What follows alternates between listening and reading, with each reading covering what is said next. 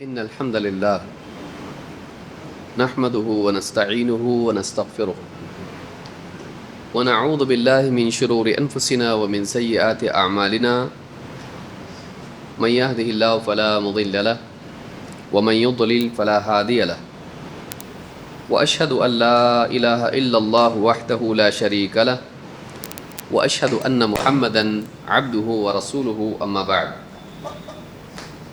فإن خير الحديث كتاب الله وخير الهدي هدي محمد صلى الله عليه وعلى آله وسلم وشر الأمور محدثاتها وكل محدثة بدعة وكل بدعة ضلالة وكل ضلالة في النار.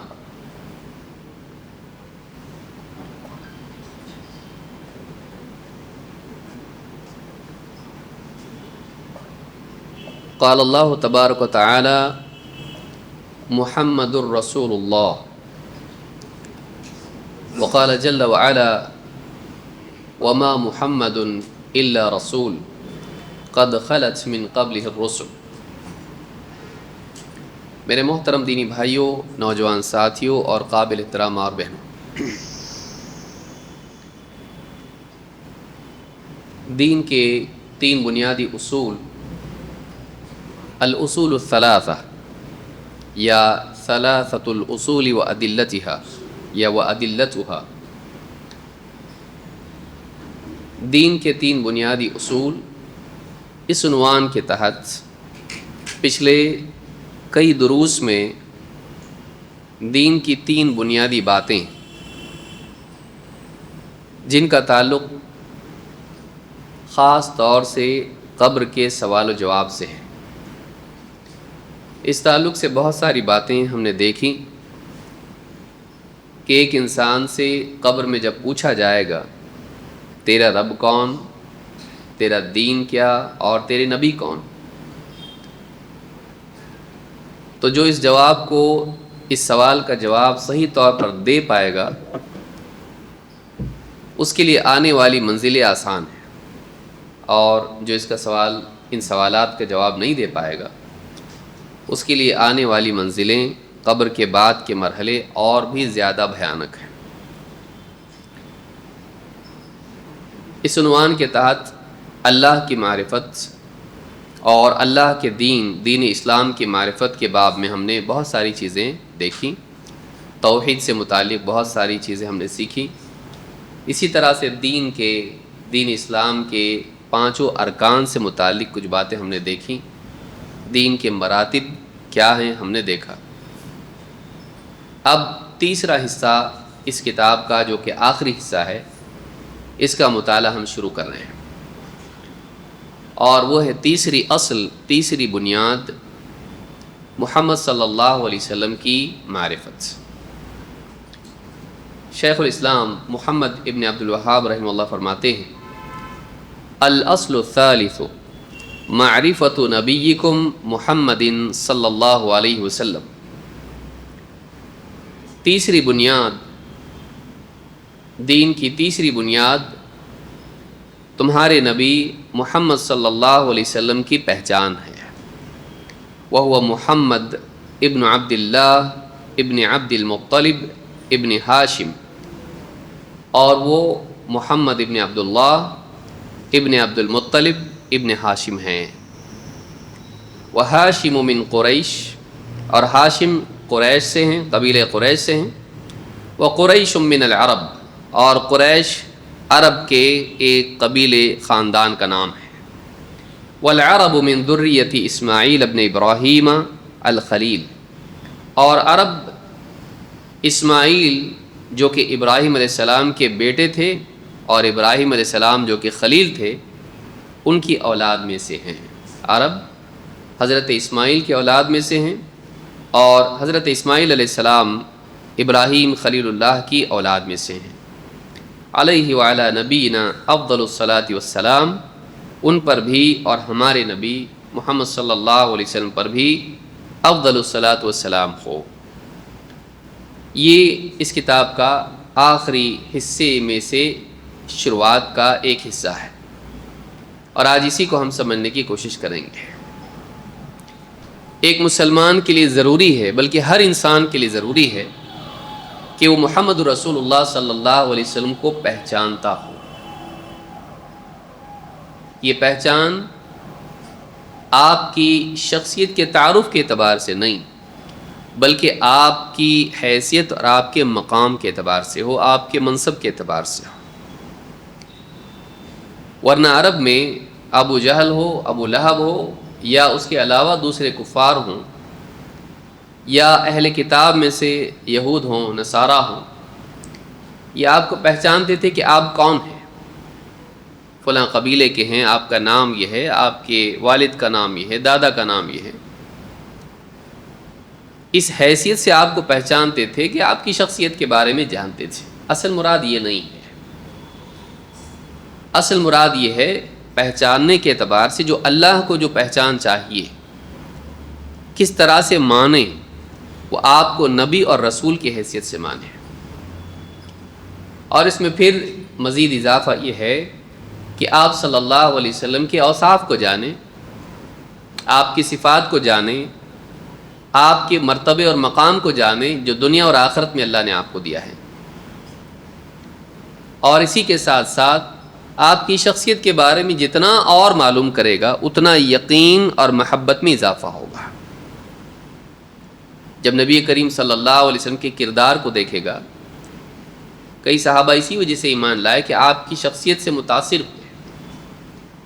صحابی کہتے ہیں کہ نبی صلی اللہ علیہ وسلم سب سے پہلے جب مکہ سے مدینہ ہجرت کر کے آئے اور آپ نے لوگوں میں خطاب کیا تو میں نے آپ کے چہرے کو دیکھا اور میرے دل نے کہہ دیا کہ یہ شخص، یہ چہرہ جھوٹے شخص کا نہیں ہو سکتا ہے۔ یعنی آپ صلی اللہ علیہ وسلم کی شخصیت کی معرفت یہ خود ایمان کا ذریعہ تھی۔ صحابہ آپ کو دیکھ کر دین کے بارے میں اور مضبوط ہوتے تھے، آپ کے قول کو، آپ کے عمل کو، آپ کی شخصیت کو۔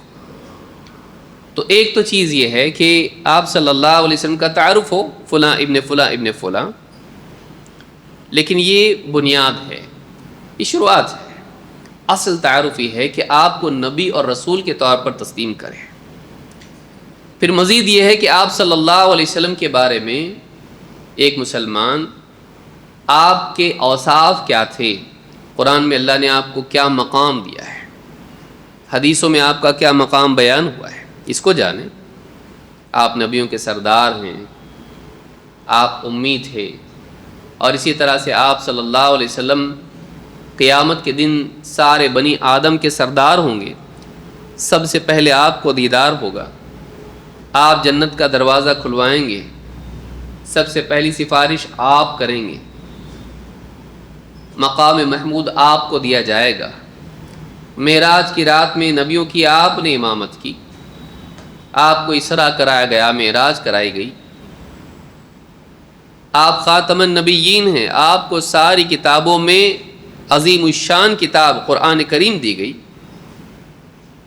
آپ کو معجزات عطا کیے گئے، آپ کی امت ساری امتوں میں سب سے زیادہ ہوگی، اور اس طرح کے کئی فضائل ہیں جو نبی کریم صلی اللہ علیہ وسلم کے ہیں، جو قرآن و سنت میں موجود ہیں۔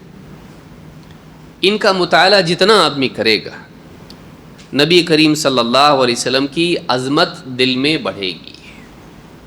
کسی کی فضیلت معلوم ہوتی ہے تو عظمت دل میں اور بڑھ جاتی ہے، یہ فلاں ہیں، یہ فلاں ہیں، یہ ایسے ہیں، یہ ایسے ہیں۔ جتنا آدمی جانتا ہے دل میں کیا ہوتا ہے، اس کا مقام اور بڑھ جاتا ہے۔ دوسری بات یہ کہ آپ کے اوصاف انسان جانے کہ آپ کی شخصیت کیسی تھی، آپ کی زندگی جینے کا طریقہ کیسا تھا۔ جب یہ دیکھے گا تو رسول اکرم صلی اللہ علیہ وسلم کے اعلیٰ اوصاف کے تعارف کی وجہ سے دل میں محبت بڑھے گی، آپ سے قربت بڑھے گی۔ اسی لیے اللہ نے فرمایا فَبِمَا رَحْمَةٍ مِّنَ اللَّهِ لِنْتَ لَهُمْ وَلَوْ كُنْتَ فَضًّا غَلِيظَ الْقَلْبِ لَانفَضُّوا مِنْ حَوْلِكَ۔ اے نبی، یہ آپ کے رب کی رحمت ہے کہ آپ لوگوں کے لیے نرم بنا دیے گئے ہو۔ اگر آپ سخت دل، سخت زبان ہوتے تو یہ لوگ آپ سے دور ہو جاتے ہیں۔ معلوم ہے کہ آپ کے اخلاق کا اثر یہ تھا کہ صحابہ آپ سے محبت کرتے تھے اور آپ سے قریب تھے۔ لیکن یہ چیز صحابہ کے ساتھ خاص نہیں ہے، بعد کے دور کا انسان بھی جب آپ صلی اللہ علیہ وسلم کے اوصاف کا تعارف حاصل کرے گا، آپ کے اخلاق کو دیکھے گا، تو معنوی اعتبار سے قلبی سطح پر آپ سے قربت اس کو نصیب ہوگی، وہ دور نہیں جائے گا، نزدیک آئے گا۔ تو یہ تعارف بھی ضروری ہے تاکہ ہماری نسبت رسول سے قربت والی ہو، دوری والی نہیں۔ پھر مزید تعارف اس لیے اس اعتبار سے بھی ہے کہ آپ کے خلاف جو جھوٹی باتیں لوگوں نے کہیں، آپ پر تہمتیں لوگوں نے لگائی، کسی نے جادوگر کہا، کسی نے کاہن کہا، کسی نے شاعر کہا، بعد کے دور میں عیسائی مشنریوں نے مسلسل سلسلہ جاری کیا کہ آپ کے نکاح پر اعتراض کیا، آپ کی جنگوں پر اعتراض کیا، آپ کے امی ہونے کے باوجود کہا کہ آپ نے تورات اور انجیل سے کاپی کیا، نعوذ باللہ، اور اس طرح کی کئی باتیں آپ کے خلاف گھڑی۔ حقائق کی معرفت جب ہو تو ان اعتراضات کا جواب دینا یا کم از کم اپنے دل کو مطمئن رکھنا، اس کے لیے آسانی ہوگی۔ سمجھ میں آ رہی کتنی باتیں ہیں کہ یہ بھی معرفت ہونا چاہیے، حقائق اس کو معلوم ہو تاکہ شبہات پیدا کرنے والوں کے شبہات اس کے دل پر اثر انداز نہ ہو۔ آپ کے نسب کے اعتبار سے تعارف، علاقائی اعتبار سے تعارف، ورنہ کوئی آدمی قرآن میں تو نہیں ہے محمد صلی اللہ علیہ وسلم کون سی صدی کے، کون سے علاقے کے، کون شخص، تفصیلات اتنی نہیں ڈیٹیل میں، تو محمد نام آ جائے، محمد رسول اللہ جب آدمی کہتا ہے تو تاریخ میں تو کتنے سارے محمد پیدا ہوئے، کون؟ اس کو معلوم ہونا چاہیے کون۔ اور پھر آپ کے بارے میں جو عظمت کا پہلو ہے کتاب و سنت میں وہ معلوم ہو، آپ کا منصب، مقام، اللہ کے ہاں آپ کو کیا شرف دیا گیا، اس سے عظمت پیدا ہوگی۔ پھر اس کے بعد آپ کے اخلاق، اس سے محبت اور بڑھے گی۔ پھر اس کے بعد آپ کے بارے میں شبہات کی نسبت سے حقائق، موٹی بات جیسے کوئی کہے کہ ان کے نبی نعوذ باللہ اتنے سارے نکاح کیے، تو کچھ لوگوں نے کتابیں لکھی رسول صلی اللہ علیہ وسلم کے خلاف اور بہت برا لفظ استعمال کیا اس کے لیے، یہ بتاتے ہوئے کہ دیکھو کتنے ساری شادیاں کی، کون کرتا ہے اتنی شادیاں جس کو خواتین سے زیادہ دلچسپی ہو، اور بد زبانی سے ساری باتیں بیان کی، اور بہت سے لوگوں نے کیا اس طرح سے، آج بھی کرتے ہیں۔ لیکن جب آدمی واقعی حقیقت دیکھتا اور تاریخ پڑھتا ہے، نمبر ایک، نبی صلی اللہ علیہ وسلم پر عورت کے بارے میں پورے عرب میں کسی نے بھی تہمت نہیں لگایا، یہ فیکٹ ہسٹوریکل کیا طاقتور نہیں ہے؟ ایک انسان جس کا کیریکٹر اتنا پختہ ہو کہ کسی نے عورت کے بارے میں اس پر کبھی الزام نہیں لگایا، کتنی بڑی بات ہے۔ مزید یہ کہ آپ صلی اللہ علیہ وسلم کا نکاح 25 سال کی عمر میں ایک ایسی خاتون سے ہوا جس کی عمر 40 سال تھی، اور آپ کے 40 سال ہونے تک آپ نے دوسرا نکاح نہیں کیا، اور نہ کہیں باندی کا یا کچھ اس طرح کا معاملہ آپ کا سننے میں آتا ہے۔ ایک بوڑھی عورت کے ساتھ خود 40 سال کی عمر ہونے تک آپ رہے، اس کی عمر کتنی ہوئی ہوگی اس عورت کی؟ حضرت خدیجہ رضی اللہ تعالیٰ عنہ، سوچیے۔ تو اس عمر کے تک آپ 40 سال کی عمر کے بعد پھر انسان کا بڑھاپا تقریباً شروع ہو جاتا ہے، جوانی کی عمر واقعی 25 سے لے کے مان لیجئے 35 تک ہوتی ہے، 40 تک پکڑ لو، جس میں انسان کا شباب عروج پر ہوتا ہے۔ اسی لیے جنت کی عمریں کیا ہیں؟ 30 33، وہ تو عمر چلی گئی۔ اگر واقعی نعوذ باللہ اللہ کے نبی صلی اللہ علیہ وسلم کا معاملہ ایسا ہوتا تو آپ صلی اللہ علیہ وسلم کو کیا رکاوٹ تھی؟ عائشہ خود فرماتی ہیں کہ اگر یوسف علیہ السلام کے وقت والی عورتیں آپ صلی اللہ علیہ وسلم کو دیکھ لیتی تو اور بھی زیادہ مسئلہ ہو جاتا، کیونکہ نبی صلی اللہ علیہ وسلم کتنے خوبصورت تھے۔ کیا رکاوٹ تھی؟ بہترین قبیلے کے، اور اخلاق میں سب سے اچھے، سمجھداری میں سب سے اعلیٰ، کوئی داغ نہیں، عرب کے اس ماحول میں کیا رکاوٹ تھی آپ کو؟ اتنے اعلیٰ قبیلے کے کہ کعبہ کی چابیاں جن کے پاس ہیں، کسی سے بھی نکاح کر لیتے، کیا مسئلہ تھا؟ لیکن نہیں، آپ نے کیا ایک ایسی خاتون سے جو عمر میں آپ سے زیادہ تھیں لیکن بہت بااخلاق تھیں، بہت اچھے کردار کی مالک تھی. آپ نے ان کی زندگی میں دوسرا نکاح کیا ہی نہیں. منع تھا وہاں پہ؟ منع نہیں تھا، وہاں ایک سے زیادہ نکاح گنتی ہی نہیں تھی.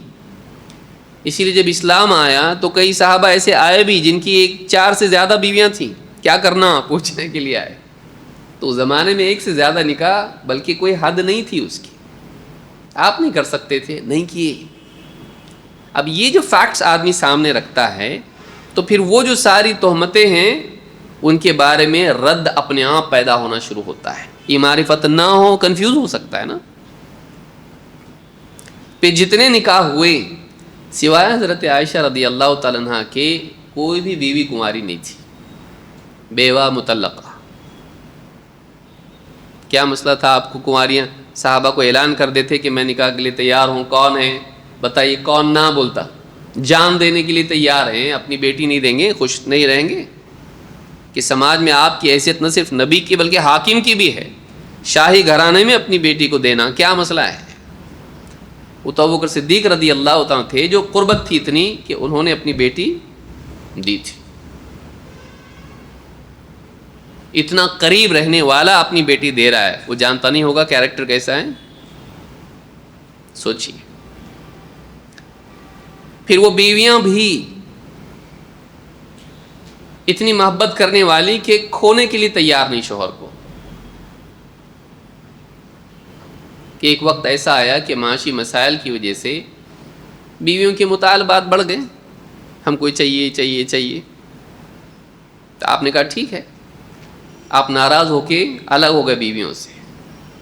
مدینے میں نیوز یہ پھیلی کہ آپ نے بیویوں کو طلاق دے دیا. سارا رونا دھونا شروع ہو گیا بیویوں میں، صحابہ میں بھی. کیا ہو گیا ایسا؟ اتنا بڑا حادثہ ہو گیا، ساری بیویوں کو طلاق دے دی. اس وقت میں آپ نے اختیار دیا تھا بیویوں کو، یا تو جیسا میں رہتا ہوں غربت اور فقر و فاقے میں میرے ساتھ رہو، یا تم کو دے دلا کے چھٹی کرتا ہوں، تمہاری مرضی. کون سی بیوی گئی؟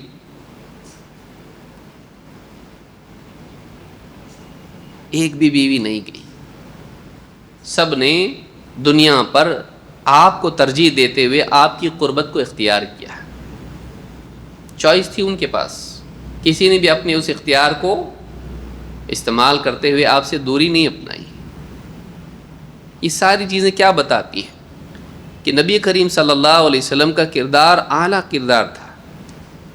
جب یہ آدمی جب پڑھتا ہے اور یہ سب فیکٹس جمع کرتا ہے، یہ معرفت دل میں پیدا ہوتی ہے، تو پھر جا کے وہ سارے شبہات کا ازالہ کرنا آسان ہوتا ہے. تو اس کے لیے معرفت ضروری ہے. جب صحیح علم آتا ہے تو شبہات ختم ہو جاتے ہیں. شبہات کب تک کھڑے ہوتے ہیں؟ جب تک کہ صحیح علم نہیں ہوتا ہے. فیکٹس جب تک کہ سامنے نہیں ہوتے ہیں تب تک کہ تہمتیں قوی دکھائی دیتی ہیں، لیکن جب حقائق سامنے آتے ہیں تہمتیں ڈر کے بھاگ جاتی ہیں. اگر ہم نہیں جمع کریں گے فیکٹس کو اور ہم نہیں جانیں گے حقائق کو تو باطل، جھوٹ بولنے والے، غلط بیانی کرنے والے کچھ بھی بولیں گے. اور یہ سلسلہ جاری ہے، سالوں سے، صدیوں سے جاری ہے، آج بھی جاری ہے. نبی صلی اللہ علیہ وسلم کے بارے میں ہر آدمی آنے والا کچھ نہ کچھ نیا ایک شوشہ لے کے آ جاتا. ہماری بدقسمتی یہ کہ ہم اس شبہے کے جواب میں شور مچاتے ہیں، ہم علمی اعتبار سے اس کا جواب نہیں دیتے ہیں. میں عوام کی بات کر رہا ہوں، علماء تو الحمدللہ کرتے رہے اور کرتے رہیں گے، لیکن عوام کیا کرتی ہے؟ شور مچاتی ہے. ہمارے نبی کے بارے میں ایسا بول دیا. ہاں، لیکن تو تحقیق کیا حقیقت کیا ہے؟ کہ اگر کوئی پوچھے تو بتانے کی تیری پوزیشن ہے کیا؟ شور مچانا بہت آسان کام ہے، اس کے لیے کوئی منضبط چیز کرنی نہیں پڑتی، آرگنائز کوئی چیز نہیں ہو، شور مچاؤ بس. لیکن وقت نکال کے کہ واقعی اس مسئلے میں ہمارا اسلام کیا ہے، ہمارے نبی کیسے تھے، حقیقت کیا ہے، اس کی آدمی نہیں دیکھتا ہے. یہی وجہ ہے کہ بہت سارا پڑھا لکھا طبقہ جو اسلامی تعلیمات سے دور ہوتا ہے اس طرح کے پروپیگنڈے کا شکار ہو جاتا ہے. کیوں؟ وجہ اس کی یہ ہے کہ وہ صحیح مآخذ سے علم حاصل نہیں کرتا، وہ غلط جگہ سے معلوم کرتا ہے. یونیورسٹی میں آکسفورڈ میں پڑھا ہوگا، کیمبرج میں پڑھا ہوگا، فلاں جگہ پڑھا ہوگا، وہاں کی لکھی ہوئی نبی کے بارے میں کتاب پڑھتا ہے، کنفیوز ہونا ہی ہونا ہے، کیونکہ وہ ان کے نشے میں لکھی ہوئی چیزیں ہوتی ہیں، شبہات کے قلم سے لکھی ہوئی باتیں ہوتی ہیں، حقائق کو چھپا کے، فیکٹس کو توڑ مروڑ کے کچھ بھی لکھا ہوتا ہے. یہ دیکھتا پروفیسر ہے بہت بڑا، اس نے کتاب لکھی ہے اور پھر اس کی بات پڑھتا ہے اور پھر کنفیوز ہو جاتا ہے. ضروری نہیں کہ پروفیسر سچا ہو. اچھوں کو جب واقعی جھنجھوڑا جاتا ہے اور پوچھا جاتا ہے ان کے پاس کوئی جواب نہیں ہوتا ہے. پڑھے لکھے ہوتے ہیں، لیکن کیا پڑھا لکھا آدمی متعصب نہیں ہوتا ہے؟ بائز نہیں ہوتا ہے؟ ہوتا ہے. صرف دین کا مسئلہ نہیں، کئی اور مسائل ہوتے ہیں، سائنس کے معاملات ہوتے ہیں، آدمی ادھوری معلومات پیش کرتا ہے، پوری معلومات پیش نہیں کرتا ہے.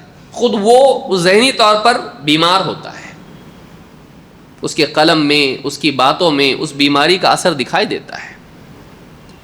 لہٰذا کسی کی ڈگری سے مرعوب نہیں ہونا، یہ بہت بڑا فلاں سائنٹسٹ ہے، فلاں پروفیسر ہے، اتنی ڈگریاں اس کے پاس ہیں، پی ایچ ڈی ہے اور اس نے کتاب لکھی ہے، مرعوب نہیں ہونا چاہیے.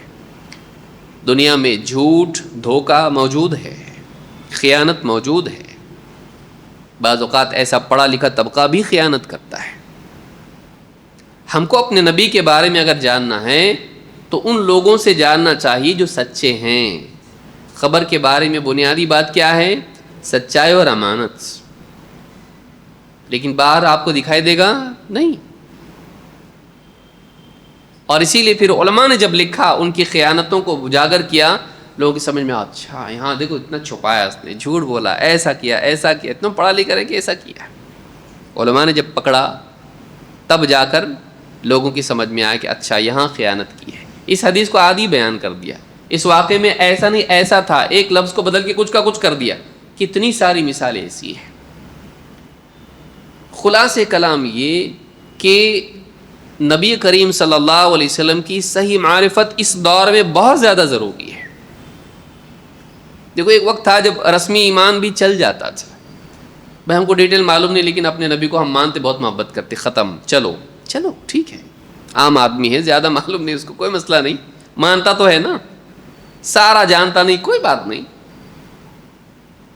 لیکن آج کے دور میں ہر آدمی میڈیا سے جڑا ہوا ہے، ہر آدمی کے پاس شبہات آ رہے ہیں. اگر وہ اس کے پاس ان شبہات کا حل نہیں ہوگا، پاؤں پھسل سکتا ہے، لڑک جائے گا، اثر ہوگا دل پر. اگر اس کے پاس اس چیز کا حل نہیں ہوگا، جواب نہیں ہوگا، ویکسینیٹڈ نہیں ہوگا، بیماری ہوگی. ہم ایسے دور میں جی رہے ہیں جس میں معلومات کا انفجار ہے، دھماکے کی طرح معلومات بڑھ رہی، اتنی معلومات ہے، اور اس میں صحیح غلط کی تمیز کرنا مشکل ہو گیا ہے. تو صحیح معلومات ہمارے پاس ہو تو ہم کو غلط معلومات نقصان نہیں دے گی، اس کو یاد رکھنا ضروری ہے. تو قبر میں ایک تو دنیا میں ضرورت ہے، دوسری ضرورت قبر میں ہے. نبی کو پہچانتا تھا کہ نہیں؟ سوال ہونے والا ہے. کیوں ضروری ہے نبی صلی اللہ علیہ وسلم کی معرفت؟ ایک تو دنیوی اعتبار سے اپنے ایمان کی حفاظت کے لیے، ایک، دو، قبر میں اپنے ایمان کے ثبوت کے لیے، یہ ضروری ہے. آئیے دیکھتے ہیں قبر میں کیا ہوتا ہے. اللہ کے نبی صلی اللہ علیہ وسلم فرماتے ہیں ان المیت یصیر الی القبر فیجلس الرجل الصالح فی قبرہ غیر فزع ولا مشعوف. میت کو جب قبر میں لٹایا جاتا ہے، قبر میں پہنچایا جاتا ہے، تو نیک شخص اٹھا کے بٹھایا جاتا ہے. جیسے لوگ چلے جاتے ہیں فرشتے آتے ہیں سوال پوچھنے کے لیے، اس کو قبر میں اٹھا کے بٹھایا جاتا ہے، اور ایسے حال میں وہ ہوتا ہے کہ گھبرایا ہوا نہیں ہوتا ہے، اس کے دل میں ایمان سکون ہے، اٹھ کے بیٹھتا ہے۔ ثم يقال له فيما كنت، سے پوچھا جاتا ہے کس چیز پر تھا تو، وے آف لائف کیا تھا تیرا، ریلیجن کیا تھا، دین کیا تھا تیرا، فیما کنت، کس حال میں جی رہا تھا، فیقول کنت فی الاسلام، کیا کہتا ہو، میں اسلام پہ تھا، میں اسلام پہ تھا۔ فیقال له ما هذا الرجل، اس سے پوچھا یہ صاحب کون ہے، فیقول محمد رسول اللہ صلی اللہ علیہ وسلم، وہ کہتا ہے محمد رسول اللہ ہیں صلی اللہ علیہ وسلم، جاءنا بالبینات من عند اللہ فصدقناہ، یہ ہمارے پاس اللہ کی طرف سے کھلی کھلی دلیلیں لے کر آئے تو ہم ان کو سچ مانتے، ہم نے ان کو سچ مانا کیونکہ ان کے پاس دلیل تھی اس بات کی کہ یہ اللہ کے نبی اور رسول ہیں۔ فیقال له هل رأیت اللہ، تو نے اللہ کو دیکھا ہے کیا، تو نے اللہ کو دیکھا ہے، فیقول ما ينبغی لأحد ان یری اللہ، وہ کہتا کسی انسان کے بس میں نہیں کہ وہ اللہ کو دیکھے، کسی انسان کے بس میں نہیں کہ وہ اللہ کو دیکھ سکے، دنیا میں نہیں دیکھ سکتا، آخرت میں دیکھے گا، کیونکہ وہ ماضی کا سوال پوچھ رہے دیکھا کیا، دنیا میں کسی کے بس میں نہیں۔ فَيُفْرَجُ لَهُ فُرْجَةٌ قِبَلَ النَّارِ فَيَنْظُرُ إِلَيْهَا يَحْطِمُ بَعْضُهَا بَعْضًا، اس کے لیے کھڑکی کھولی جاتی ہے، تھوڑی سی دراڑ کھولی جاتی ہے قبر ہی میں، اس میں دیکھتا ہے وہ جہنم کی لپٹیں ایک دوسرے کے ساتھ گویا کہ لڑ رہی ہیں، الجھ رہی ہیں، جہنم کی آگ دکھائی جاتی ہے اس کو۔ فَيُقَالُ لَهُ انظُرْ إِلَى مَا وَقَاكَ اللَّهُ، دیکھ اللہ تعالیٰ نے کس چیز سے بچایا تجھ کو، قبر سے ہی خوش ہونا شروع ہو جاتا ہو، قبر ہی میں اس کو بتا دیا جاتا ہے، دکھایا جاتا ہے، دیکھا یہ آن، ہاں اللہ نے دیکھ کس سے بچایا تجھ کو۔ ثم يفرج له قبل الجنة فينظر إلى زهرتها وما فيها، پھر دوسری طرف ایک چھوٹی سی شگاف یا چھوٹی سی کھڑکی بولو اس کو، کھول کے اس کو دکھایا جاتا ہے جنت اور اس کی وہاں کے پھول پھل جو بھی وہاں کا ہے اس کو دکھایا جاتا ہے، دیکھ، اس سے کہا جاتا ہے ھذا مقعدک، یہ تیرا ٹھکانہ ہے، یہاں پہنچے گا تو، قبر ہی میں بتا دیا جاتا ہے۔ وَيُقَالُ لَهُ، اور اس سے کہا جاتا ہے، دیکھیے کیا کہا جاتا ہے، وَيُقَالُ لَهُ عَلَى الْيَقِينِ كُنْتَ وَعَلَيْهِ مُتَّ وَعَلَيْهِ تُبْعَثُ إِنْ شَاءَ اللَّهُ، تو یقین ہی پہ جیا دنیا میں، اور اسی پر مرا، اور اسی پر اٹھایا جائے گا انشاءاللہ۔ فرشتے کہہ رہے ہیں تو دنیا میں یقین کے ساتھ جیا اور اسی یقین پر مرا، تو جب یقین پر جیا اور یقین پر مرا تو کیسے اٹھایا جائے گا، بغیر یقین کے نہیں، انشاءاللہ تو یقین کے ساتھ ہی آخرت میں قیامت کے دن اٹھایا جائے گا۔ اس حدیث کو امام ابن ماجہ نے روایت کیا اور یہ حدیث صحیح ہے۔ اس میں ایک سوال یہ بھی ہے کہ اس شخص کے بارے میں تیرا کیا کہنا ہے، ما ھذا الرجل، بعض لوگوں نے اس کو بنیاد بنا کے کہا قبر میں دکھایا جاتا ہے نبی صلی اللہ علیہ وسلم کو، لیکن ایسا اس کی کوئی واضح دلیل نہیں ہے، بس پوچھا جا رہا ہے کہ اس شخص کے بارے میں کیا کہنا ہے۔ بخاری کی حدیث میں اس کی تفصیل ہے کہ نام بتا کے پوچھا جاتا ہے۔ ایک اور روایت ہے جو بخاری میں ہے، اس کے الفاظ ہیں العبد اذا وضع فی قبرہ، بندے کو جب قبر میں رکھا جاتا ہے، وتولی وذهب اصحابہ، اور اس کے ساتھی پیٹ پھیر کے جب چلے جاتے ہیں، حتی انہ لیسمع قرع نعالہم، یہاں تک کہ اسے ان کے واپس لوٹنے کی جوتیوں کی چرمراہٹ سنائی دیتی ہے۔ جب آدمی چلتا ہے تو جوتوں کی ایک آواز آتی ہے نا مٹی میں، اس کو آواز سننے آتی ہے، اس کو سنائی جاتی ہے آواز۔ علماء نے کہا اس کو سنایا جاتا ہے، دیکھ جا رہے ہیں لوگ سب چھوڑ کے تجھ کو، کوئی تیرے ساتھ قبر میں آنے والا نہیں ہے، تو اس کو سنایا جاتا ہے۔ بس اس کا ذکر ہے، اس کے علاوہ سننے کا ذکر نہیں ہے۔ اتاہ ملکان فاقعداه، وہ جب جاتے ہیں جیسے وہ گئے 2 فرشتے آ جاتے ہیں اور اس کو اٹھا کے بٹھا دیتے ہیں۔ فاقعداه فیقولان له، اور سے پوچھتے ہیں ما كنت تقول في هذا الرجل محمد، یہ جو محمد صاحب ہیں ان کے بارے میں تمہارا کیا کہنا ہے؟ اس کو دکھانے کی بات نہیں ہے، اس کو بس نام لے کے بولا جاتا ہے۔ بھائی اگر آدمی دیکھ بھی لے تو دیکھا تھوڑی نہ دنیا میں، سارے امتی دیکھے ہیں، صرف صحابہ دیکھے ہیں، دیکھ کے کیسے پہچانے گا وہ؟ اس سے پوچھا جاتا ہے یہ جو محمد تھے صلی اللہ علیہ وسلم، ان کے بارے میں تیرا کیا کہنا ہے؟ کسی حدیث میں نہیں آیا کہ دکھایا جاتا ہے، بعض لوگوں نے کہا لیکن اس کی کوئی دلیل نہیں ہے۔ یہ جو محمد ہے، یہ جو شخص ہے محمد، اس کے بارے میں تیرا کیا کہنا ہے؟ فیقول اشہد انہ عبد اللہ ورسولہ، میں اس بات کا گواہ ہوں، میں اس بات کی گواہی دیتا ہوں کہ یہ اللہ کے بندے اور اس کے رسول ہیں۔ تو یہاں پر نام لے کے پوچھا جاتا ہے، یہ نہیں کہ اشارے سے بتایا جا رہا ہے ان کے بارے میں، نہیں، بس نام لیا جاتا ہے یہ جو محمد صلی اللہ علیہ وسلم ہیں ان کے بارے میں تیرا کیا کہنا ہے؟ وہ کہتا ہے میں گواہ ہوں کہ آپ اللہ کے بندے اور رسول ہیں۔ فیقال انظر الی مقعدک من النار، دیکھ جہنم میں تیرا ٹھکانہ تھا، ہو سکتا تھا، اگر برا عمل کر کے آتا تو جاتا یہاں پہ۔ ابدلک اللہ بہ مقعدا من الجنۃ فیراہما جمیعا، دیکھ یہ جہنم میں ٹھکانہ تھا، اگر برے عمل کر کے آتا یہاں جاتا، اللہ نے اس کو بدل کے کیا کر دیا؟ تیرے لیے جنت کا ٹھکانہ بنایا۔ دونوں اس کو مقام دکھائے جاتے ہیں، جہنم کا بھی اور جنت کا بھی۔ وَأَمَّا الْكَافِرُ أَوِ الْمُنَافِقُ فَيَقُولُ لَا أَدْرِي، اور کافر اور منافق دونوں، چونکہ منافق کافر ہی ہوتا ہے، ان سے جب پوچھا جاتا ہے تو کیا کہتا ہے؟ لا ادری۔ کفار سے بھی قبر میں سوال ہوتا ہے، جب ان سے پوچھا جاتا ہے تو کیا کہتے ہیں؟ لا ادری۔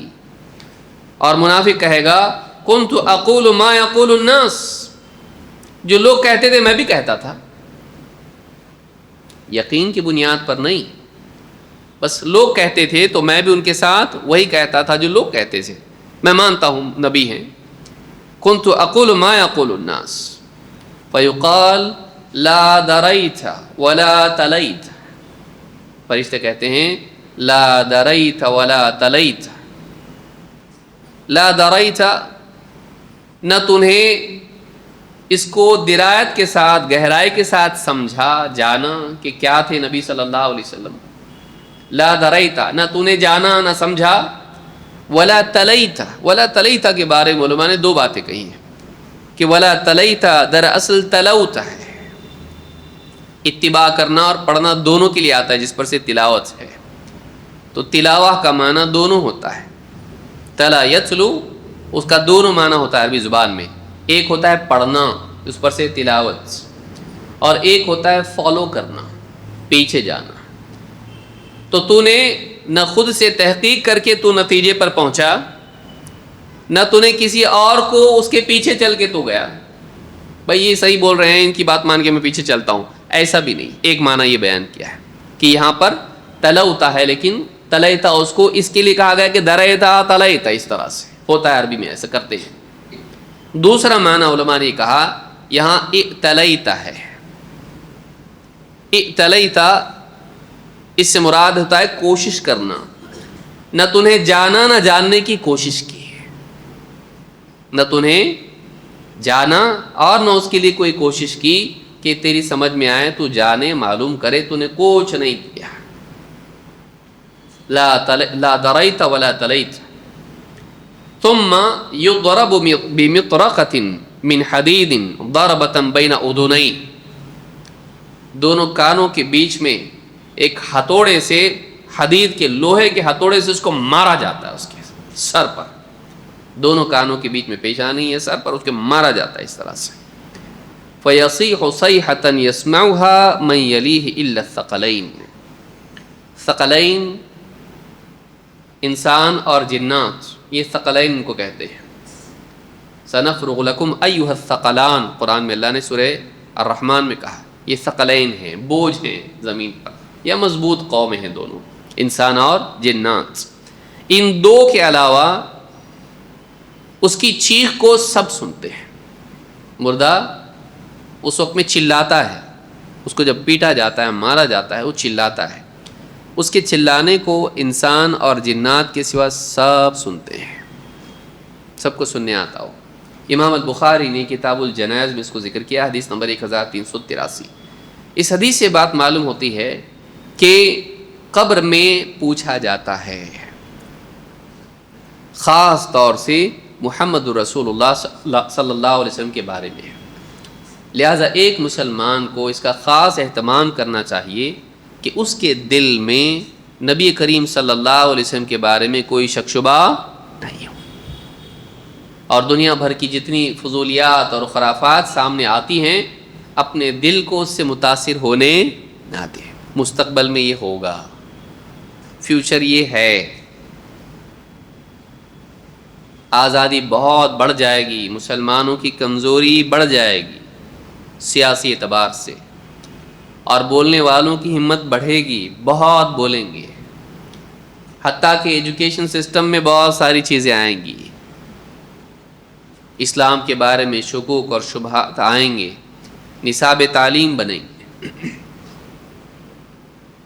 اگر ہمارے پاس اس سے دفاع کا نظام نہ ہو، ہم اپنے بچوں کو نہ بتائیں ہمارے نبی کون تھے، تو باہر سے میڈیا کے راستے سے اس کو غلط بات بتائی جائے گی، تمہارے نبی دیکھو ایسے تھے، اور اللہ نہ کرے اگر اس کو ہم نے صحیح ذہن نہیں دیا، اس کو نبی سے محبت، نبی کی تعظیم اور نبی کی باتوں پر یقین، نبی کی شخصیت کی عظمت نہیں سمجھائی، ممکن ہے وہ اس غلط معلومات کے دھوکے میں آ کر اسلام سے بھی دور ہو جائے، اور ہو رہا ہے۔ ماں باپ دنیا کی بہت تعلیم دیتے لیکن اسلام معلوم نہیں، تو پھر بعض اوقات پڑھا لکھا ڈاکٹر ہوگا، انجینئر ہوگا، مرد ہوگا، عورت ہوگی، اسلام سے دور، وہ رشتہ نہیں اسلام سے، قلبی تعلق وہ اسلام سے نہیں ہے، وہ بچپن سے بنانا پڑتا ہے، یہ ہماری ذمہ داری ہے۔ لہٰذا نبی کریم صلی اللہ علیہ وسلم کا امتی ہونے کی حیثیت سے یہ ہماری ذمہ داری ہے کہ ہم آپ صلی اللہ علیہ وسلم کے مقصد میں آپ کی مدد کریں، اور آپ صلی اللہ علیہ وسلم کی تعظیم کریں، اور آپ کی تعظیم کی بقا کے لیے آپ کی عظمت کو لوگوں کے سامنے بیان کریں، اور اس کے برخلاف آپ کو غلط ثابت کرنے والوں کی شبہات کا جواب دیں، تردید کریں۔ ضرورت ہے اس چیز کی، اس دور میں بہت زیادہ ہے، اور یہ بغیر علم کے ہو سکتا؟ بغیر علم کے نہیں ہو سکتا ہے۔ جہالت شور شرابہ پیدا کرتی ہے، علم جواب پیدا کرتا ہے، بغیر علم کے نہیں ہوگا، علم ضروری ہے۔ اسی لیے اللہ کے نبی صلی اللہ علیہ وسلم کی ایک حدیث میں ہے کہ آپ نے فرمایا بعد کے دور میں، یہ تم ایک ایسے دور میں ہیں جس میں خطبہ کم ہیں، فقہا زیادہ ہیں، تقریر کرنے والے کم ہیں لیکن گہرا علم رکھنے والے زیادہ ہیں، سوال پوچھنے والے کم ہیں، جواب دینے کی صلاحیت رکھنے والے زیادہ ہیں۔ صحابہ کا دور، ایک دور بعد میں ایسا آئے گا جس میں خطبہ بڑھ جائیں گے، فقہا کم ہو جائیں گے، گہرا علم رکھنے والے کم ہوں گے، تقریر بازی کرنے والے بہت بڑھ جائیں گے، اور سوالات والے بڑھ جائیں گے، جواب دینے کی صلاحیت رکھنے والے گھٹ جائیں گے، کم رہ جائیں گے۔ اس دور میں علم میں مشغول ہونا عمل سے زیادہ بہتر ہوگا۔ عمل کا مطلب فرائض چھوڑ کے نہیں، اپنی نفل عبادات، ذکر، تلاوت، یہ سب اپنی جگہ ہے، اس کو کرنا بھی چاہیے۔ اس سے بڑھ کے عمل یہ ہوگا کہ علم حاصل کیا جائے تاکہ اسلام کا دفاع کیا جائے اور شبہات کو دور کیا جائے، گمراہ لوگوں کو ہدایت کی طرف لایا جائے، لوگوں کو بچا کے رکھا جائے۔ اس وقت میں علم کی بنیاد پر یقین دلوں میں پیدا ہوگا، علم سے پیدا ہوتا ہے یقین۔ یہ اگر نہیں کریں گے پچھتائیں گے۔ ہم اس دور کی شروعات ہو چکی ہے، شبہات اسلام کے بارے میں۔ لیکن اچھی چیز یہ بھی ہے کہ بعض اوقات اہل باطل جو کچھ کرتے ہیں اللہ تعالیٰ اسی میں سے مسلمانوں کے لیے مدد کے پہلو ظاہر کر دیتا ہے. یہ بھی ایک عجیب اللہ کی سنت ہے. اللہ تعالیٰ نے دعوت کے معاملے میں دنیا بھر کے لوگوں نے مسلمانوں کو تنگ کر دیا، اللہ رب العالمین نے آسانیاں پیدا کرا. اپنے گھر میں رہ کے آدمی پوری دنیا میں دعوت پہنچا سکتا ہے انٹرنیٹ کے ذریعے سے. ایسے وسائل اللہ نے پیدا کر دیے. لیکن آدمی کو چاہیے کہ بغیر علم کے کوئی اقدام نہ کرے، بغیر علم کے نہیں. پہلے وضو اور پھر نماز. ہاں جوش میں آ کے بغیر وضو کی نماز ہوتی؟ کون وضو میں ٹائم ویسٹ کرے گا، چلو نماز پڑھیں گے. اصل تو نماز ہے، ہوتی نماز. اسی طرح سے بغیر علم کے دعوت نہیں، بغیر علم کے دعوت نہیں ہے. تو اسلام کا دفاع کرنا ہے تو آدمی کو چاہیے کہ وہ پہلے علم حاصل کرے. بعض اوقات ہوتا ہے نا جھگڑوں میں بچانے والا اپنے آدمی کو ہی مار کھلاتا. جھگڑا ہوتا ہے، کیا ہوتا ہے، اب جھگڑا ہو گیا، وہ جا کے اپنے آدمی کو چھڑانے پکڑتا ہے، سامنے والا خوب دھلائی کرتا ہے اس کی، بولے کیسا دوست ہے تو، آ کے مجھ کو ہی پکڑ لیا اور وہ سب مار رہے مجھ کو. تو بعض اوقات آدمی بچا نہیں جاتا لیکن کرتا کیا، الٹا نقصان پہنچاتا ہے. یہی ہوتا ہے تب آدمی جو جہالت کے ساتھ دین کا دفاع کرتا ہے، وہ ایسے جوابات دیتا ہے ٹی وی پہ جا کے، یہاں پہ جا کے، فورم میں جا کے، کہ ان جوابات کو اور آسانی سے اہل باطل رد کر دیتے ہیں اور مذاق اڑاتے ہیں اسلام کا. دیکھو یہ اسلام کا جواب ہے. جب تک کہ پختہ علم نہ ہو آدمی اسلام کے دفاع کے لیے کھڑا نہ ہو. اگر علم نہیں ہے دعا کرے، وہ اس کا کام اتنا ہے، علماء کی مدد کرے، وہ خود جا کے مقرر بن کے اہل باطل کا رد نہیں کرے. ہاں تو یہ یاد رکھنے کی چیز ہے، بنیاد ہے، یاد رکھیں اس کو. اور یہ دور ایسا ہے جس میں ہم کو چاہیے کہ ہم اپنے گھروں میں اللہ کی بات، اللہ کے رسول کی بات، دین اسلام سے محبت. دیکھیے ہم لوگ کیا کرتے، اسلام کے کتنے رکن یاد کر، ایمان کے کتنے رکن یاد کر. ٹھیک ہے، یاد کرنا بھی ضروری ہے، لیکن صرف یادداشت سے آدمی کی شخصیت نہیں بنتی، اس کا قلبی لگاؤ بھی اس سے ہونا چاہیے. یاد رکھیں میری بات کو.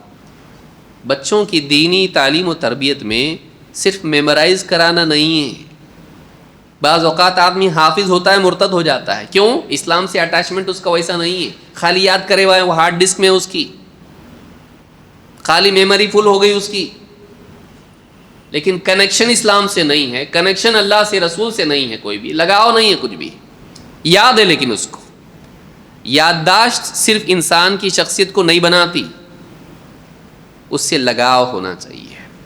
اللہ کی عظمت دل میں ہو، اللہ سے محبت دل میں ہو، اللہ کی رحمت کے بارے میں جانتا ہو، اللہ کتنا عظیم ہے وہ جانتا ہو، رسول اکرم صلی اللہ علیہ وسلم کی شخصیت کو جانتا ہو، آپ سے اس کا اٹیچمنٹ ہو، قلبی لگاؤ اس کا ہو، اسلام کتنا پیارا دین ہے اس کو معلوم ہو، اسلام کے فضائل اس کو معلوم ہو، اسلام اور دوسرے ادیان میں فرق اس کو معلوم ہو، اسلام کیا ہے. جب یہ معلوم ہوگا تو ایسا آدمی اسلام پر ٹکے گا، ایسا آدمی اللہ سے جڑا رہے گا فتنوں میں، آزمائشوں میں، مصیبتوں میں، کیونکہ اس نے اللہ کو جانا، اس نے اسلام کو جانا، اس نے اپنے نبی کو جانا. یہ جاننا ضروری، صرف معلومات والا جاننا نہیں، دل بھی لگا رہنا اس سے، صرف یاد کیا ہوا نہیں بلکہ اس کا تعلق ہو اسلام سے. یاد رکھیں اس کو.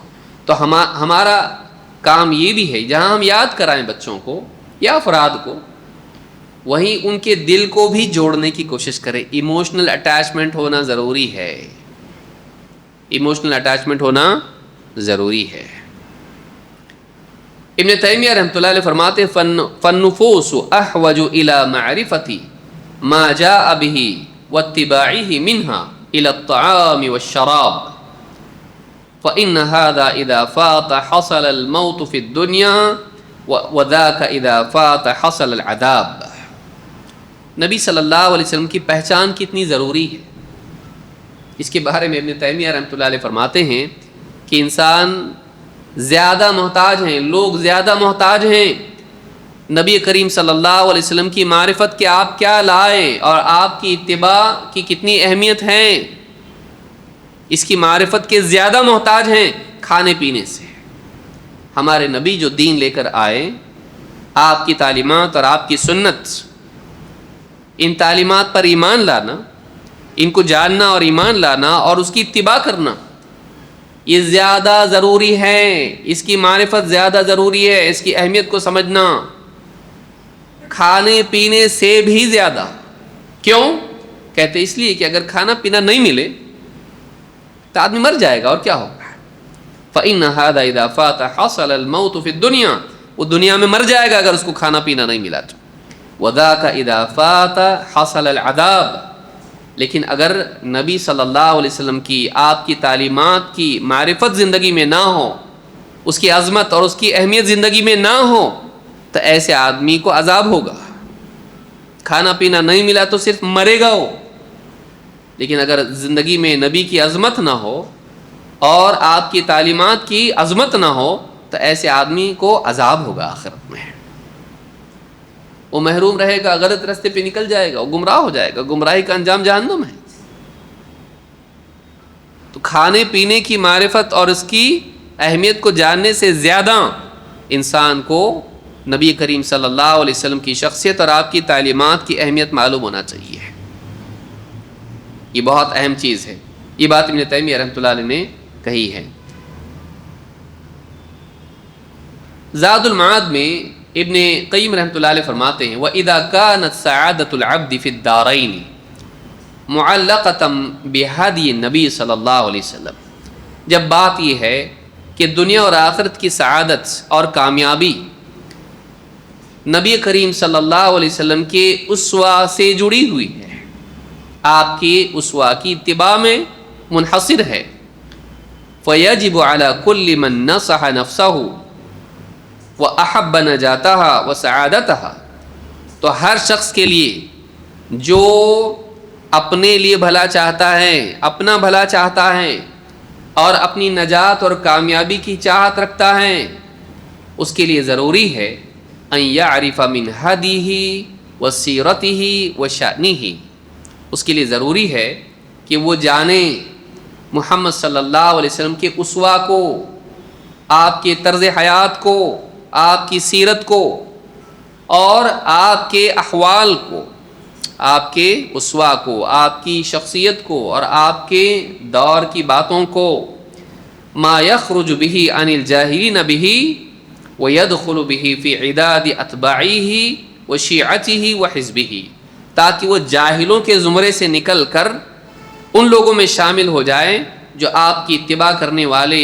آپ کا گروہ اور آپ کے متعلقین ہیں، آپ کے چاہنے والے، ساتھ دینے والے ہیں۔ کیسے ہوگا یہ؟ معرفت کے بغیر نہیں ہو سکتا ہے۔ تو اپنے اوپر احسان یہ ہے کہ ہم اپنے آپ کو اللہ اور اس کے رسول والا دین سکھائیں، یہ اپنے اوپر احسان ہے، نہیں اس سے محرومی، جنت کی نعمتوں سے محرومی کا سبب بن سکتی ہے۔ تو یہ بتا رہا ہے، زاد المعاد میں ہے کہ آدمی کے لیے ضروری ہے کہ وہ نبی صلی اللہ علیہ وسلم کو جانے۔ بدقسمتی یہ ہے کہ مسلمانوں کا ایک بڑا طبقہ ہے جو محمد صلی اللہ علیہ وسلم کے نام کا معنی بھی نہیں جانتا ہے۔ میرا فلانا بیٹا، اس کے نام کا کیا مطلب، میری بیٹی ہے، اس کا نام کا کیا مطلب ہے، برابر معلوم رہتا اس کو، لیکن محمد رسول اللہ صلی اللہ علیہ وسلم، آپ صلی اللہ علیہ وسلم کے نام کے معنی اس کو معلوم نہیں ہوتے ہیں، یہ معلوم ہونا چاہیے۔ ابن منظور کہتے ہیں عربی زبان کے اعتبار سے محمد کا لفظ یہ حمد سے بنا ہوا ہے۔ اصل بنیادی لفظ کیا ہے اس کے لیے؟ حامدہ، حمد کرنا۔ حمد صرف تعریف کو نہیں بولتے ہیں، علماء کہتے ہیں عربی زبان میں دونوں لفظ آتے ہیں اس کے لیے، حمد بھی آتا ہے، مدح بھی آتا ہے اس کے لیے۔ مدح، یہ ان فلاں صاحب ان کے بہت مداح ہیں بولتے ہیں نا، مدح، مدح، اس میں بھی میم دال ہا اور اس میں میم ہا دال جو ہے، حمد اس میں آتا ہے، ہا میم دال آ رہا اس میں، تو حمد اور مدح خالی اس میں ہا اینڈ میں چلا جاتا ہے، لیکن دونوں کا معنی تعریف ہوتا ہے، دونوں کا معنی پریز کا ہوتا ہے انگلش میں، لیکن علماء کہتے ہیں کہ حمد میں اور مدح میں فرق ہوتا ہے۔ کسی کی تعریف کر دی وہ مدح ہے، لیکن جب محبت کے ساتھ کسی کی تعریف کرتا ہے تو اس کو حمد کہتے ہیں۔ ہم کس کو کہتے ہیں؟ ایسی تعریف جس میں محبت بھی شامل ہو. مدح میں ضروری نہیں ہو بھی سکتی، نہیں بھی ہو سکتی ہے، لیکن حمد کے لیے ضروری کیا ہے؟ اس میں محبت بھی ہو، تو اس کو حمد کہتے ہیں. تو محمد کا جو لفظ بنا ہوا ہے یہ حمد سے بنا ہوا ہے، حامدہ. محمد کا معنی کیا ہے؟ ابن منظور کہتے ہیں والمحمد الذی کثرت خصالہ المحمودہ. محمد اس کو کہتے ہیں جس کی تعریف کی لائق خصلتیں بہت زیادہ ہوں، اس میں ایسی بہت ساری باتیں ہوں جو تعریف کے لائق ہوں، محمود ہوں. یہ چیز اس میں یہ بھی اچھا ہے، یہ بھی اچھا ہے، یہ بھی اچھا ہے، بہت ساری اچھائیاں اس میں ہوں جس پر اس کی تعریف ہو سکتی ہے. ایسے شخص کو کیا کہتے ہیں؟ اس کو محمد کہا جاتا ہے عربی زبان میں. واقعی اللہ کے نبی صلی اللہ علیہ وسلم اپنے نام کے عین مطابق تھے کہ آپ کی شخصیت کو آپ جس اعتبار سے بھی دیکھیں، چاہے اللہ کی عبادت کے اعتبار سے دیکھیں، چاہے بندوں پر احسان کے اعتبار سے دیکھیں، آپ صلی اللہ علیہ وسلم کی شخصیت کمال درجے کی ہے. چاہے قلبی سطح پر آپ کے اوصاف کو آپ دیکھیں یا عملی سطح پر آپ کی زندگی کو آپ دیکھیں، آپ کی زندگی بہترین ہے، ظاہر میں بھی اور باطن میں بھی. بیوی آدمی کو جانتی، اس سے چھپی بھی نہیں رہتی زندگی. لیکن آپ دیکھیے تاریخ کی ایک گواہی کتنی بڑی اور امپورٹنٹ ہے.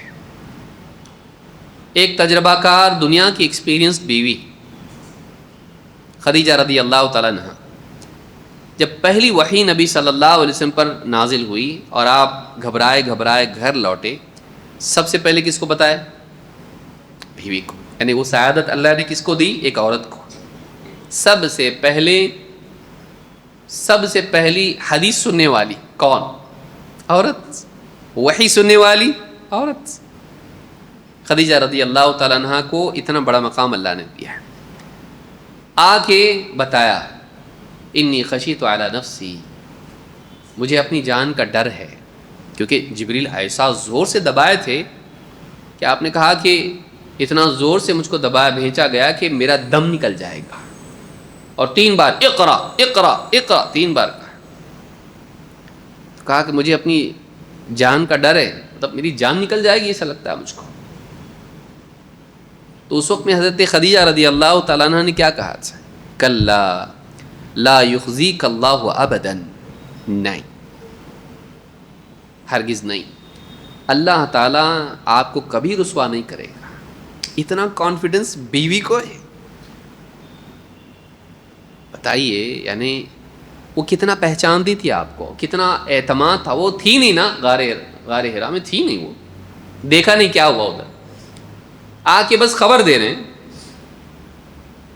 لیکن اتنا ان کو اعتماد تھا کہ یہ جو بول رہے ہیں وہ صحیح ہے اور ان کے ساتھ غلط نہیں ہو سکتا، اللہ ان کے ساتھ غلط نہیں کر سکتا ہے. اللہ کو ماننے والے لوگ تھے وہ لوگ. جاہلیت میں بھی مشرکین بھی اللہ کو مانتے تھے نا، نہیں مانتے تھے ایسا نہیں تھا. لیکن بیوی کہہ رہی ہے کہ کلا، نہیں، آپ مجھ کو اپنی جان کا ڈر ہے، کچھ ہو جائے گا مجھ کو.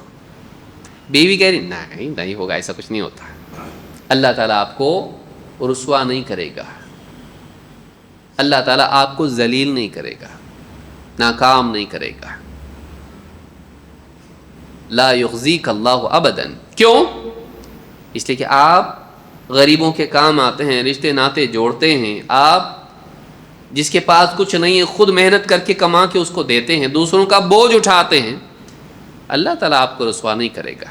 آپ کے کردار کا اعتراف کرنے والی سب سے پہلی بیوی نبوت کی بات، کیونکہ وہ دیکھ چکی ہیں کہ کیسی زبردست شخصیت ہے. اور وہ عمر میں زیادہ تھی. کم عمر بیوی کو تو بھی کچھ بول چال کے اس کو بیوقوف بنا سکتا ہے آدمی. تیرے کو کیا سمجھتا، میں بڑا کہ تو بڑا، تو بڑی کہ میں بڑا. وہ بیوی عمر میں بھی بڑی ہے، دنیا کا تجربہ رکھنے والی، تجارت کرنے والی عورت ہے، ایکسپیرینس عورت ہے، وہ پڑھی لکھی عورت ہے. وہ اس عورت کا یہ کہنا، حضرت خدیجہ رضی اللہ تعالیٰ عنہ کا کہنا، نہیں، اللہ آپ کو رسوا نہیں کرے گا، آپ ایسے شخص ہو، میں جانتی ہوں آپ کو. تو یہ بتاتا ہے کہ نبی کریم صلی اللہ علیہ وسلم کی شخصیت کتنی قابل اعتماد تھی اپنے گھر میں، بیوی کے نزدیک، اور یہ بہت بڑی گواہی ہے، یہ بہت بڑی گواہی ہے۔ تو یہ نبی کریم صلی اللہ علیہ وسلم کی خوبیاں بیوی جانتی تھی اور گنایا، آپ یہ کرتے یہ کرتے یہ کرتے یہ کرتے ہیں، آپ کی خوبیاں گنا کے کہا جب آپ اتنے اچھے ہیں تو اللہ آپ کو ضائع نہیں کرے گا۔ تو وہ لوگ آپ کو مانتے تھے کہ آپ خوبیوں والے ہیں، خوبیوں والے ہیں۔ مشہور واقعہ ہے، جب عرب نے سیلاب آیا اور کعبہ کی تعمیر، انشاءاللہ سیرت کا سلسلہ ہم لوگ کبھی انشاءاللہ تفصیل سے دیکھیں گے۔ تو جب سیلاب آیا، کعبہ کی تعمیر ہوئی، اس میں وقت آیا اب حجر اسود لگانے کا۔ اب اختلاف ہو تو قریش اور پورے عرب کے قبیلے، پتھر لگائے گا کون؟ اتنا بڑا شرف والا کام کرے گا کون؟ اختلاف ہو گیا آپس میں، کیا کرنا، صبح سے دوپہر وہ لوگوں میں آپس میں طے، اور ٹھیک ہے اب ہم اس پر جج اس کو بنائیں گے جو سب سے پہلے حرم میں داخل ہوگا۔ انتظار کیے تو اتنے میں کون داخل ہوا؟ محمد رسول اللہ صلی اللہ علیہ وسلم۔ ابھی رسول نہیں بنے ہیں، ابھی وہ جبریل وہی لے کے آئے نہیں ہیں، ابھی پرانی بات ہے، وہ نبوت سے پہلے کا واقعہ ہے۔ لیکن آپ کا کردار، آپ کی شخصیت اتنی معتمد ان کے نزدیک ہے، آپ کو دیکھتے سب نے کہا ہاں بالکل یہ فیصلہ کر سکتے ہیں، صادق الامین ہے، غلط فیصلہ نہیں کریں گے۔ اتنا آپ کے اوپر وہ لوگ ریلائے کرتے تھے۔ آپ آئے، آپ کے سامنے بتا آپ کیا کرنا، ہم لوگوں نے بتائیے، آپ ہی فیصلہ کرو، دیکھو ایسا جھگڑا ہو رہا ہمارا۔ آپ نے کہا ٹھیک ہے، ایک کام کرو، چادر لو، چادر پر حجر اسود رکھیں گے، سب لوگ جتنے بھی قبیلے جن کا بھی اختلاف ہو رہا ہے سب مل کے وہ چادر اٹھاؤ۔ سب نے اٹھائے ایکول، سب نے اٹھائے پتھر، آپ نے اپنے ہاتھ سے لگا دیا اس کو، کسی نے اعتراض نہیں کیا، کسی نے اعتراض نہیں کیا۔ ایسا کیسا آپ آگے لگاتے ہیں، ہم جب سے لڑ رہے، ایسا کسی نے بھی نہیں بولا میں کروں گا۔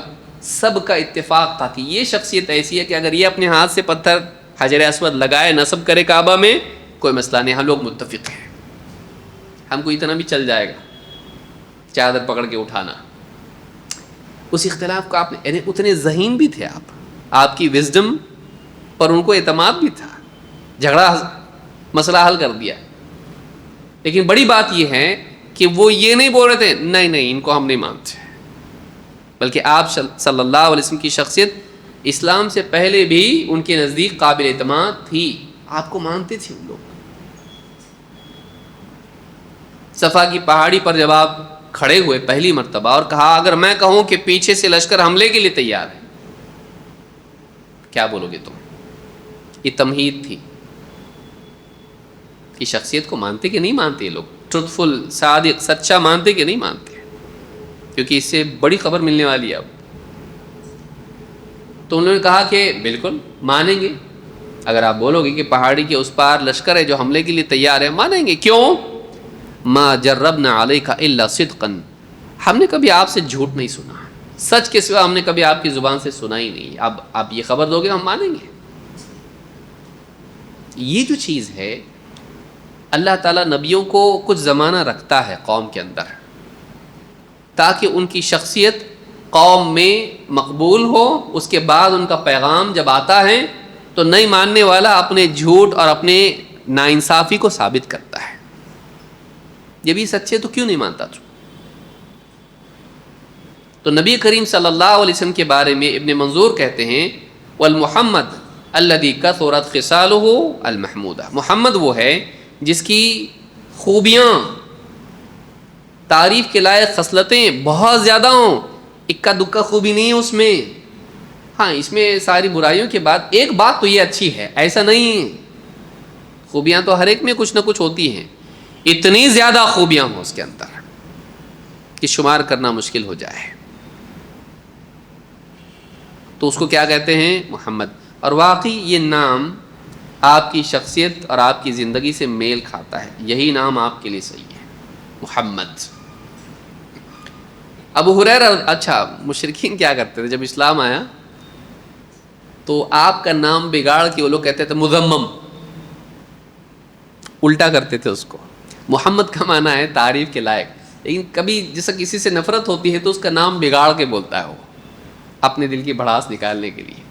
تو لوگ محمد کا مطلب یہ ہوتا ہے تعریف کے لائق، تو لوگ تعریف کے لائق نہیں مانتے تھے. جب اسلام آیا توحید بیان کی تو سیدھا ہمارے بتوں پہ ہی حملہ کر دیا نا، تو دشمن بن گئے. دشمن بن گئے تو بھڑاس کیسے نکالتے تھے؟ آپ کو محمد بولنے کی بجائے کیا بولتے تھے؟ مذمم. مذمم مذمت کی گئی ہو جس کی. ذم کا معنی عربی زبان میں ہے کسی کا، ہندی میں نشید بولتے ہیں نا جس کو ہم برا مانتے ہیں، اس کی مذمت ہوئی ہے، اس کے بارے میں برا کہا گیا ہے، مذموم ہے، یہ برا ہے، نعوذ باللہ. تو نبی کریم صلی اللہ علیہ وسلم کو کیا کہتے تھے؟ وہ مذمم. اور اشعار بھی بولتے تھے اس میں، مذممن عصینا و امرہ قلینا الی آخرہ، اس طرح سے اشعار بھی بولتے تھے آپ کے خلاف. تو آپ صلی اللہ علیہ وسلم نے ایک مرتبہ فرمایا الا تعجبون کیف یصرف اللہ عنی شتم قریش ولعنہم، تم دیکھتے نہیں کہ تم کو تعجب نہیں ہوتا کیسے اللہ تعالیٰ نے قریش کی لعنتیں اور ان کی گالیوں کو مجھ سے دور کر دیا. یشتمون مذمما ویلعنون مذمما وانا محمد، یہ جو گالیاں دیتے ہیں، برا کہتے ہیں، وہ مذمم کو بولتے ہیں. مذمم ایسا ہاں؟ برا کس کو بولتے ہیں وہ لوگ؟ سب مذمم کو بول رہے ہیں، میں تو محمد ہوں. تو میرا نام لے کے نہیں برا بول رہے ہیں وہ لوگ. کیا بول رہے ہیں؟ کس کو برا بول رہے ہیں؟ مذمم. میں تو مذمم ہوں ہی نہیں. اس کو بولتے ہیں پازیٹیو ایٹیٹیوڈ.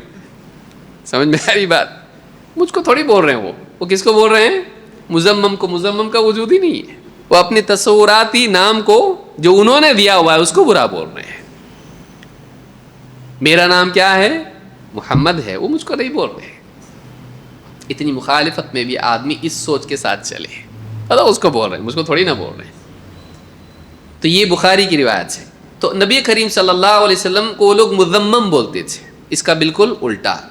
لیکن آپ کا نام کیا ہے؟ محمد، تعریف کے لائق. احمد بھی ایک نام آپ کا ہے. احمد بھی لفظ کس سے جڑا ہوا ہے؟ حمد سے، لیکن اس کا معنی دوسرا ہے. احمد کا معنی ہے اللہ کی سب سے زیادہ حمد کرنے والا. اللہ کی، ہم بھی تو اللہ کی حمد کرتے ہیں نا، ٹوٹے پھوٹے ہاں بریک فیل ہم لوگ بھی کرتے ہیں اللہ کی حمد. نماز میں بولتے کہ نہیں الحمدللہ رب العالمین؟ ذکر میں بولتے کہ نہیں؟ جتنے بندے اللہ کی حمد کرتے ہیں ان سارے بندوں میں حامد نہیں ہے نام کیا ہے؟ احمد. احمد ہوتا ہے حامد سے بھی زیادہ حمد کرنے والا. حامد کہتے ہیں حمد کرنے والے کو. جیسے عربی زبان میں ہوتا ہے کبیر. کبیر کا مطلب کیا ہوتا ہے؟ بڑا. اکبر بڑے سے بھی بڑا. سمجھ میں آیا؟ صغیر چھوٹا، چھوٹے سے چھوٹا. تو یہ افضل تفضیل ہی ہے، افعال تفضیل ہی ہے کہ عربی زبان میں اس سے بھی بڑھ کر اس کے لیے افعال کا صیغہ استعمال ہوتا ہے. تو احمد کا مطلب ہے جتنے بھی لوگ حمد کرتے نا ان میں سب سے زیادہ حمد کرنے والا، اللہ کی تعریف بیان کرنے والا. قیامت کے دن سارے نبی ڈر رہے ہوں گے سفارش کے لیے. اس وقت میں سفارش کون کرے گا؟ محمد رسول اللہ صلی اللہ علیہ وسلم. لیکن آپ سفارش سے پہلے کیا کریں گے؟ اللہ کی خوب حمد کریں گے. آپ سجدے میں چلے جائیں گے، اللہ کی حمد کرتے رہیں گے یہاں تک کہ آپ سے کہا جائے گا اے محمد سر اٹھائیے، کہیے آپ کی سنی جائے گی، مانگیے آپ کو دیا جائے گا. کہتے میں پھر اللہ کے سامنے کہوں گا اے اللہ میری امت. تو یہ جو یعنی نبی صلی اللہ علیہ وسلم کا معاملہ ہے کہ آپ محمد بھی ہیں اور آپ احمد بھی ہیں. اس کے علاوہ بھی آپ کے نام ہیں، لیکن یہ دو نام ہیں، ان کے معنی ہم کو معلوم ہونا چاہیے. محمد کا معنی کیا ہے؟ جس کی جو بہت تعریف کے لائق ہو، موٹے الفاظ میں ہے، جو بہت خوبیوں والا ہو. اور احمد کا معنی کیا ہے؟ جو اللہ کی بہت تعریف کرتا ہو، سب سے زیادہ تعریف کرتا اللہ کی. اور واقعی ایک انسان اگر نبی کریم صلی اللہ علیہ وسلم کی مسنون دعائیں صبح شام کے اذکار ہوں یا اسی طرح سے آپ کی دعائیں ہیں، اگر آدمی ان کو پڑھے تو خود اپنی عاجزی کا احساس انسان کو ہوتا کہ میں اتنا اچھا نہیں بول سکتا، ہماری اوقات تو ہے ہی نہیں، لیکن کوئی بہت پڑھا لکھا بھی آیا اگر بولے میں دیکھتا میں اللہ کی تعریف کرتا ہوں، دیکھیں کیسا کریں گے، اس کی تعریف دیکھو اور نبی صلی اللہ علیہ وسلم کی تعریف دیکھو، وہ کیسا مانگتا ہے اس کو دیکھو، اور ہمارے نبی صلی اللہ علیہ وسلم نے کیسی دعائیں مانگی ہیں ان دعاؤں کو دیکھو، آپ کو لیول معلوم پڑے گا کہ یہ کیا لیول ہے اس کا اور کیا لیول ہے نبی صلی اللہ علیہ وسلم کا، کہ انسان کی عقل کا کمال اس کے الفاظ، اس کی گفتگو سے معلوم ہوتا ہے۔ بعض سلف اسی لیے کہتے ہیں آدمی کے اوقات اس کی زبان کے نیچے چھپی رہتی ہے، جیسے ہی منہ کھولتا معلوم پڑتا کیا ہے یہ۔ انبیاء اور انبیاء کے سردار، اللہ کو پہچاننے والے، اللہ کی معرفت والے رسول اکرم صلی اللہ علیہ وسلم کی دعائیں آپ دیکھو، اذکار آپ کے دیکھو، سمجھ میں آئے گا کہ واقعی اللہ کے نبی صلی اللہ علیہ وسلم کتنی اعلیٰ انداز میں اللہ کی تعریف کرتے تھے۔ یہ چیز اور ہم کو یاد کرنا چاہیے وہ دعائیں۔ ہاں دنیا کی فضول چیزیں ہم لوگ یاد رکھتے، پڑھتے، لکھتے، کیا نہیں کرتے، وہ دعائیں جو نبی صلی اللہ علیہ وسلم کی ان کو یاد کرنا چاہیے، آپ صلی اللہ علیہ وسلم کے اذکار کو یاد کرنا چاہیے، اس کا اہتمام کرنا چاہیے۔ اللہ ہم سب کو اس کی توفیق عطا فرمائے۔ تو یہ نبی کریم صلی اللہ علیہ وسلم کی پہچان سے متعلق ہے۔ مزید باتیں ہم آنے والے درس میں دیکھیں گے کہ آپ کون سے قبیلے کے تھے، پھر آپ کو نبی اللہ نے بنایا، اور اس کا تھوڑا سا موٹی موٹی سیرت ہم دیکھیں گے، کبھی تفصیل سے بھی دیکھیں گے، لیکن ابھی موٹا موٹا، ہاں تھوڑا تھوڑا، چھوٹا چھوٹا، پھر اس کے بعد ہم بقیہ چیزوں کو انشاءاللہ دیکھیں گے۔ اللہ تعالی ہم کو نبی کریم صلی اللہ علیہ وسلم کی تعظیم کرنے والا، آپ سے محبت کرنے والا، اور آپ کی ہر بات کو تسلیم کرنے والا، آپ پر ایمان لانے والا، اور کمال درجے میں اللہ اور اس کے رسول کی بات پر یقین رکھنے والا بنائے۔ اقول ھذا واستغفر اللہ لی ولکم۔